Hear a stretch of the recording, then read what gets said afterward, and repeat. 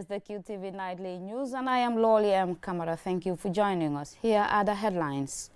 The Gambia Revenue Authority has reaffirmed its commitment to digital transformation and revenue modernization and called on other African countries to do likewise at the just concluded 2025 African Development Bank annual meetings held in Abidjan, Cote d'Ivoire. As Muslims in the Gambia and around the world prepare to celebrate Eid al-Adha, an occasion that coincides with the annual Hajj pilgrimage in Makkah, QTV's Babukar Sise visited historic sites where the Prophet Muhammad, peace be upon him, and his companions performed Eid and other congregational prayers. Ahead of the World No Tobacco Day, which falls on the 31st of May, the National Tobacco Control Committee under the Health Promotion and Education Directorate of the Ministry of Health on Friday called on the public to adhere to tobacco control laws. On Thursday, the Paradise Foundation initiative officially kicked off a two-day training program focused on birth registration. The goal is to empower Bajans to become ambassadors for this vital cause. And in sports news, we hear about the General Assembly meeting and elective congress for the North Bank Regions Football Association. Those were the headlines. Now the news in detail.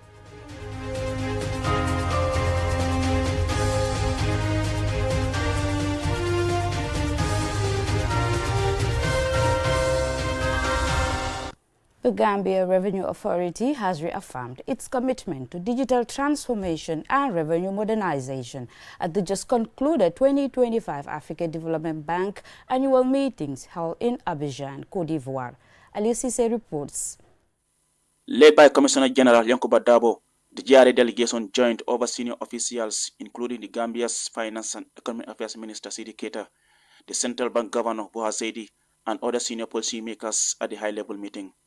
Commissioner General Dabo featured prominently as a panelist in a key session on harnessing technology for domestic revenue mobilization in Africa. He highlighted GR's digital reforms, including the update of the Asikuda system to Asikuda World in 2022. And that has brought us a lot of changes in terms of controls, because the other two systems are analog, while the Asikuda World is a web-based system. So meaning that the business community, the agents, they are in position to do their declarations without necessarily coming to the GRA headquarters or our headquarters to do it. They can be even outside of the country and do their declarations until the final papers are out. They can send it for payment. So that is a big achievement, and that has completely eliminated the human involvement in the process of clearance. Other innovations, he said, included the national single window, e-tracking for cargo, digital web bridges, tax stamp, and a nationwide fuel marking system. CJ Dabo said these reforms have boosted efficiency, transparency, and revenue collection. We have identified border posts, but sometimes people will leave those borders and then go through their own way, through smuggling. So in our market, it was saturated. So there was a lot of products that are there that did not pass through the customs. But when we introduced the excise tax stamp, that has eliminated that. Because everybody who is importing, and if you're importing an item that is supposed to have the tax, you have to register, and when you register, we monitor that digitally. So it's a traceable thing, so that at the end of the day, when our people go to the market, if they see any product that does not have that stamp, they know that easily this is smuggled in. And then those businesses are, they are controlled. He urged the African governments to embrace digitization as a necessity, not a choice. Meanwhile, the meeting also saw a leadership transition at the African Development Bank, with Mauritania's Sidi Ould Tah elected as president, succeeding Dr. Akinwumi Adesina after a decade at the helm. The African Development Bank had and continues to be a strong development ally to the Gambia, financing several infrastructure projects, including the Senegambia Bridge. Reporting for QTV News, I am Aliou Cissé. As Muslims in the Gambia and around the world prepare to celebrate Eid al-Adha, an occasion that coincides with the annual Hajj pilgrimage in Makkah, QTV's Babukar Sise visited historic sites where the Prophet Muhammad, peace be upon him, and his companions performed Eid and other congregational prayers. Here is his report. This is Masjidul Musalla, the historic site where Prophet Muhammad used to offer Eid prayers, prayers for rain, Salatul Istisqa, and other large congregational prayers. It is also known as Masjidul Gamama, meaning Mosque of the Cloud, named after a cloud that has blocked the rays of the sun to protect him during the prayers for the rain. During the time of the Prophet, it was an open prayer ground. It is the last place proven that the Prophet performed Eid prayers before he passes away. It is located in Medina, just a short distance from Masjid Nabawi on one side and shops and luxury hotels on the other sides. The masjid structure we see today was built during the Umayyad era under the rule of the pious Caliph Omar ibn Abdul Aziz in 717 CE. Standing next to Masjid al-Musalla is Masjid Abu Bakr al-Siddiq. Following the Prophet's tradition, Abu Bakr also led Eid prayers in the same area. Masjid al-Gamama and Masjid Abu Bakr al-Siddiq exhibit a blend of simplicity and elegance, reflecting the architectural sensibilities of their time. Their outer walls are built from black basalt stone, a material commonly found in the volcanic region surrounding Medina. This stone not only ensures structural durability, but also gives the walls a distinctive dark color. Inside, the walls and dome are painted white to enhance visibility. Over the centuries, both masjids have undergone numerous restorations, including notably renovations during the Ottoman era and more recent refurbishments under the reign of King Salman. These efforts have sought to preserve their historical integrity while ensuring their continued use as places of worship. Babukar Sise, QTV News, Makkatul Mukarrama. Ahead of World No Tobacco Day, which falls on the 31st of May, the National Tobacco Control Committee under the Health Promotion and Education Directorate of the Ministry of Health on Friday called on the public to adhere to tobacco control laws.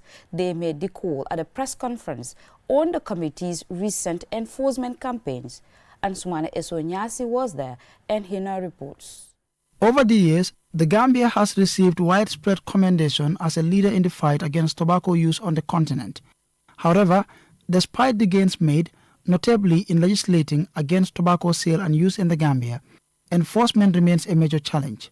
At this press briefing on the National Tobacco Control Committee's latest report, following 3 months of an intensive enforcement campaign, Michael M. Mendy, Director of Health Promotion and Education, and Commissioner Pa Samba Bojang, also a member of the committee, shared details of the committee's activities and their findings on tobacco use in the Gambia. They also warned against flouting tobacco laws such as selling to minors, displaying tobacco products, and smoking in public, adding that the task force will ensure that anyone who breaks the law will be dealt with accordingly. Mostly the way people take alcohol, they are addicted to it, and they go to a level that they depend on this alcohol. Without it, they can't do anything that any meaningful thing in life. They have to take it. These are risk factors, and when you look at these risk factors, we can change them. We cannot keep on going to places, seeing such products in circulations, and try to compromise with you. I think it's high time for us to test the water, the legal side of it, because we advocate about it, and we have met with those people in this particular product, and they are still importing it with their briefcase means of bringing this product in the country.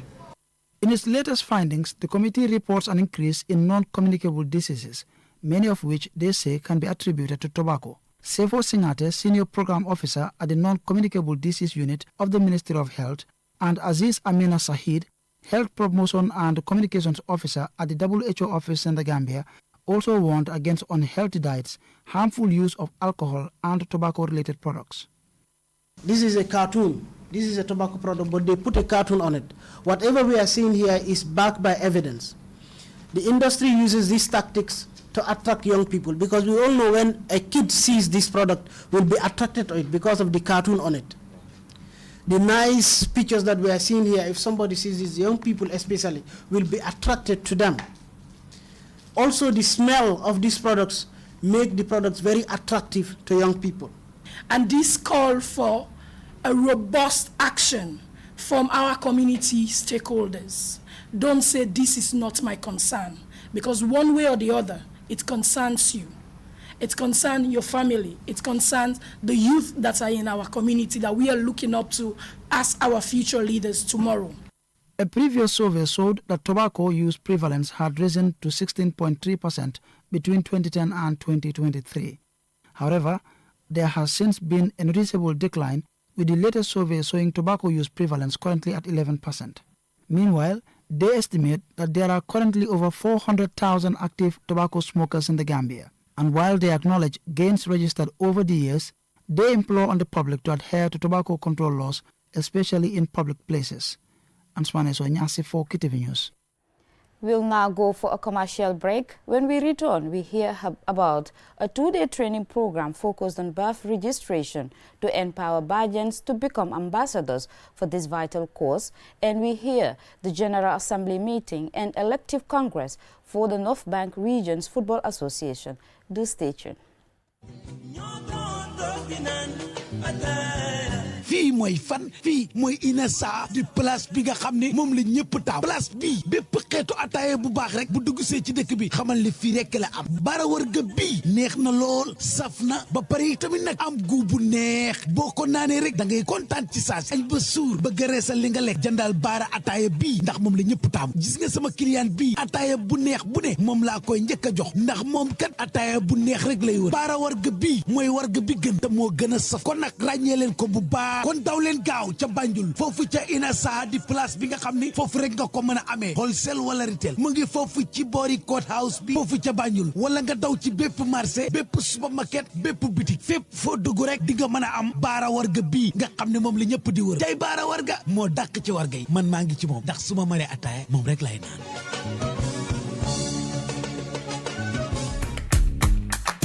Browse Bitas. QCell brings you a promo like never before. Get unlimited internet for just $25 Cs. Yes! Recharge $25 Cs and enjoy the convenience of free internet from 1 a.m. to 6 a.m. every day with our Browse Bitas promo. With this amazing offer, you can browse, stream, and download all your favorite movies for free. So why wait? Recharge $25 Cs today and enjoy free internet only with QCell between 1 a.m. to 6 a.m. For more information, call customer care on 111. QCell, Senior Bus, we innovate, others follow. Terms and conditions apply.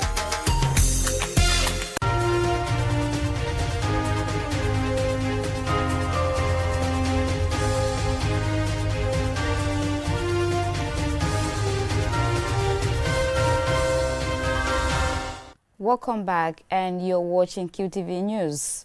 On Thursday, the Paradise Foundation Initiative officially kicked off a 2-day training program focused on birth registration. The goal is to empower Bajans to become ambassadors for this vital cause. Manda Buka attended the opening ceremony, and this is her report.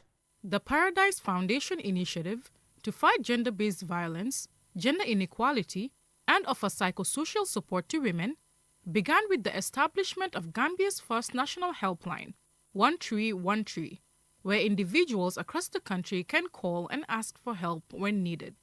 The success of the helpline eventually led to the creation of Ask Bajan, an influential women-led advocacy group situated across all regions in the Gambia to fight domestic violence, child marriage, sexual violence, and psychological violence, amongst other key issues. This initiative seeks to take things a step further and educate these Bajans on the significance of birth registration and its role in ensuring that every child has a legal identity and access to essential services such as education and healthcare. 45 Bajans from the URR and CRR, alongside traditional communicators who play a crucial role in disseminating information within their communities, were in attendance. Aisha Balde, the executive director of the PF initiative, highlights the importance of such training. Birth registration is a huge issue, and URR and CRR are below the required number of people registered. Therefore, UNICEF contracted us to do a sensitization and advocacy. And because we have a readily available set of women called the Bajans, it was easy to just train the Bajans and get them to go back to their communities and advocate for people to come out and register. In the next 3 months, we expect them to go out in their community and do a massive campaign that will convince communities, especially women, to take their children to the nearest health facility to register. During the training sessions, experts will provide insights into the legal framework surrounding birth registration, the challenges faced in the process, community engagement strategies, and the long-term benefits of registering births. The goal is to get the Bajans to see birth registration as not only a bureaucratic requirement, but a fundamental human right that can significantly impact a child's future. By transforming them into ambassadors, the PF initiative aims to leverage their influence and reach within communities to promote the message of the importance of registering births. Aissatou Cissé is a Bajan from CRR South. You can't be a citizen of the Gambia and not have your required papers. A lot of our children today continue to face difficulties in many aspects of their lives because they do not have a birth certificate. Being a part of this event to learn about the intricacies and significance of birth registration so we can go back and teach our communities. It is an incredible opportunity, and we look forward to successfully applying the knowledge we'll gain in our respective areas of operation. I encourage the government and private sectors to be part of this and strengthen the Ask Bajan initiatives. Their support will go a long way in making our work to solve women and social issues swifter and more effective. The PF initiative reaffirmed its commitment to do whatever it takes and ensure that every child in the Gambia is recognized and protected under the law. Mamna Buka, reporting for QTV News. On Thursday, the Daughters of Africa Foundation, in collaboration with the University of West of England, hosted a comprehensive day-long presentation marking the end of its intensive 2-week training program titled Daigo 10.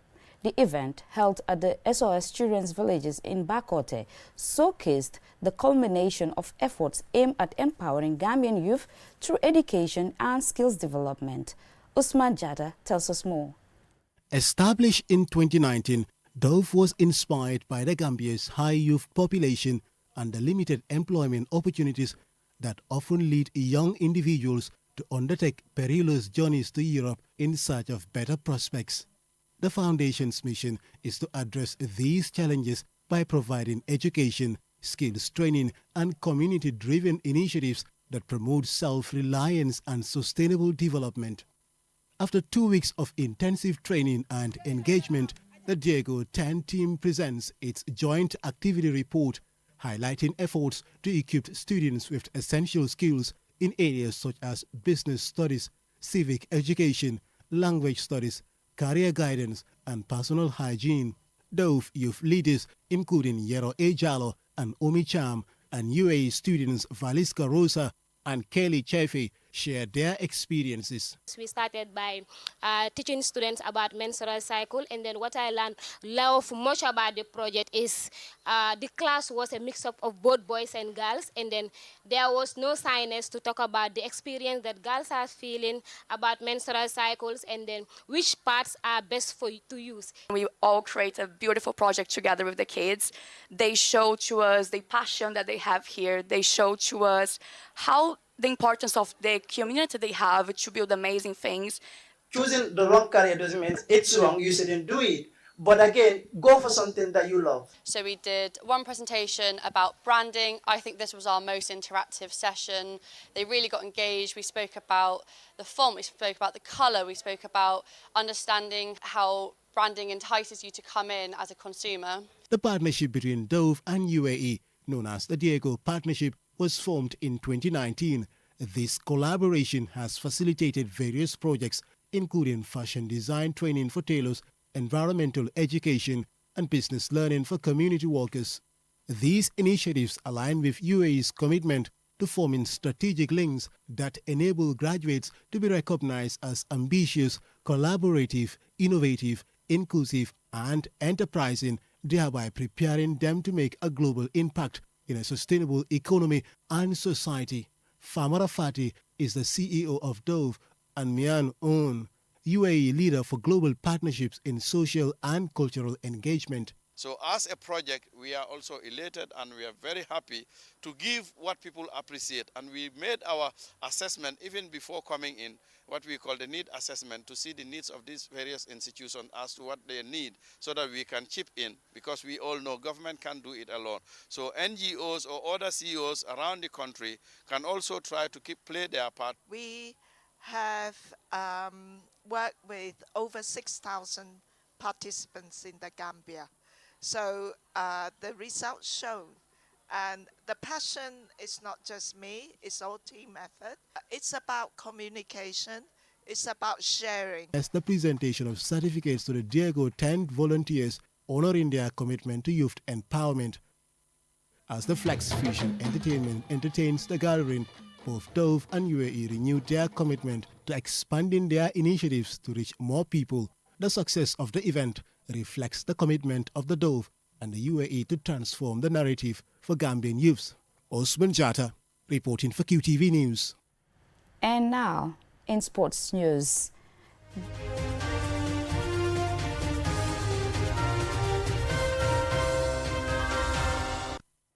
Given football's popularity across the country, there is always a great deal of interest in the elections for those entrusted with the game's administration. Our regional correspondent and sports fan, Don Williams, witnessed the General Assembly meeting and elective congress for the North Bank Regions Football Association. Don's report is narrated by our Bob. Things had been tense in recent weeks in the North Bank region, as candidates and their supporters campaigned to contest for various positions in the NBRFA elections. The meeting was called to order by Mr. Yahya C., the NBRFA's first vice president, and Mr. Abdul Khan, the outgoing president, then steered the rest of the proceedings. The meeting and the elections were conducted peacefully under the direction of the returning officer, Sidi Silla of the Independent Electoral Commission, and Ibn Jai of Sabah Sanjar, chairman of the election committee, who urged delegates to adhere to the dictates of the Constitution. By the way, as we go, you can just help yourself referencing Article 23, 30, 34, and 81. These are the most important articles as far as the election is concerned. And we hope that we're going to do everything in line with these articles. Therefore, I thank you very much and welcome you once again. The roll call confirmed that there was 100% voter attendance. Votes were cast in a very transparent and peaceful atmosphere, immediately followed by counting in the presence of both camps' representatives, which was the climax of event. At the end counting, Mr. Sidi Silla declared Ibrahim Sise the winner for position of president. Having failed in his bid for the presidency, Ibrahim Singate's team stood down, leading a clean sweep for Ibrahim Sise's team, who were then all returned unopposed. Here is Sidi Silla, the returning officer, with some words of advice. Being a winner, know that everybody voted for you. All these 27 people, the voters, they all voted for you. My legal advice is, let it be one team. Let's work towards the betterment of our region. Ibrahim Sise, the president-elect of the NBRFA, then made this appeal. I always say this, and during the tour I met with certain stakeholders. One thing I told them, we have a guideline towards the success of the next 4 years. We are not looking at anybody's eye to get the results. We are looking at the regional interest, and that is what we will be working on. Those who listen to us understand what we are capable of. And our capabilities, our strength lies together with your support for us to get it done. I urge you all, let's forget about politics and let's forget about side talks. It doesn't help the region. It's done. Next 4 years, there is no election till after 4 years.